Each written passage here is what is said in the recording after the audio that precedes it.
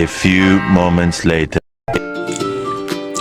Hello mga kaibigan, ito na naman si Disipulo ni Kristo na bumabati po sa inyo ng isang magandang buhay at isang pinagpalang buhay. So mga kaibigan, gusto ko i-share sa inyo kung paano magtanim, magpunla ng alugbati. Ito po ay napakagandang gulay. So kung hindi nyo pa po alam, panoorin nyo lang po ang video na ito.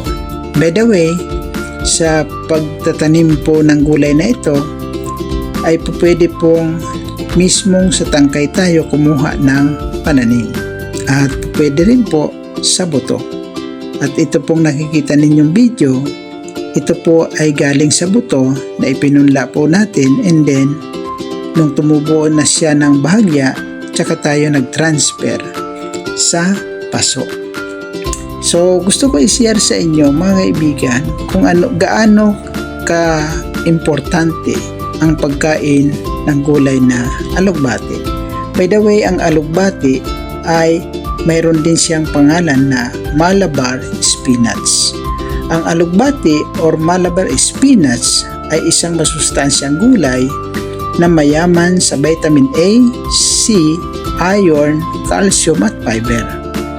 Ang regular na pagkain nito ay tumutulong sa pagpapalakas ng immune system, nagpapalinaw ng mata at nagpapaganda ng balat, maayos na pagtunaw ng pagkain at pag-iwas sa anemia. Mababa rin ito sa calorie kaya mainam sa pagpapayat. Yan.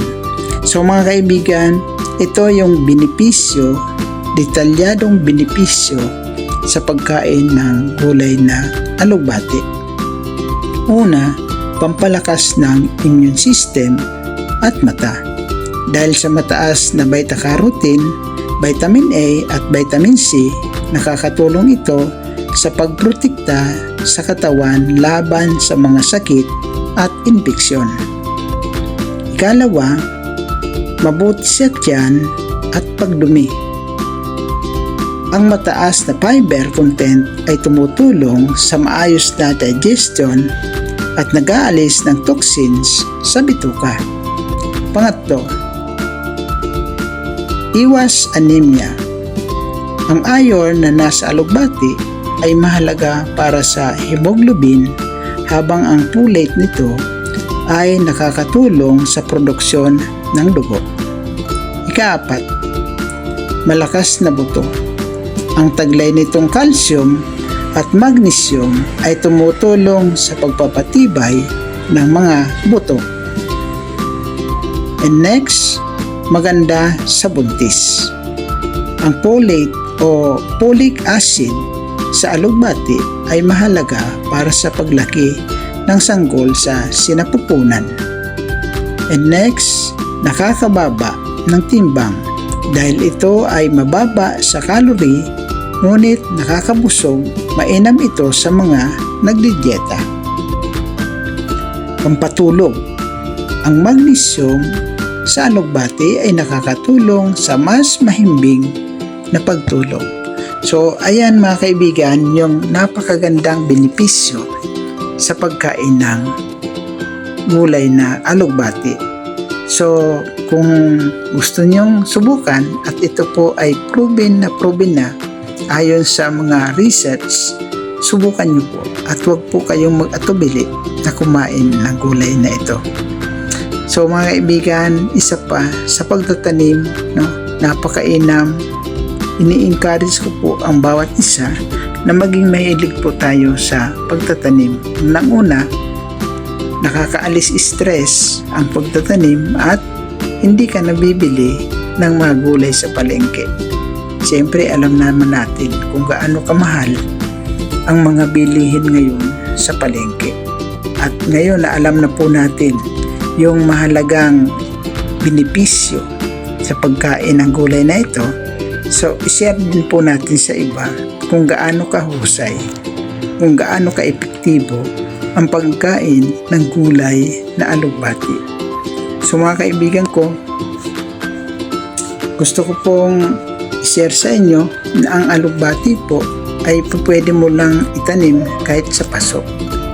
Sa nakikita niyo yung video, yan po ay mga nasa paso lang na maliliit, at dahil nga po ang alugbati ay gumagapang, pwede po nating putulin yung kanyang dulo para hindi po siya hahaba ng hahaba.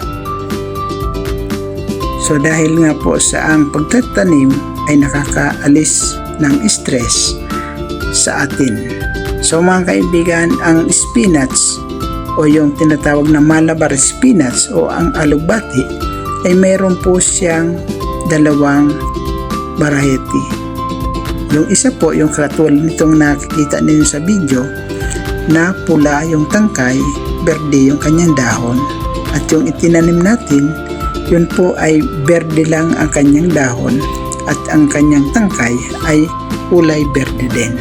So mga kaibigan, maraming pong salamat sa panonood ng aking mga video, at kung nagustuhan ninyo ang ganitong uri ng mga content dito sa YouTube, please don't forget naman to share, to like, and also to subscribe para lagi kayong updated sa mga video na susunod pa na gagawin ko para sa inyo.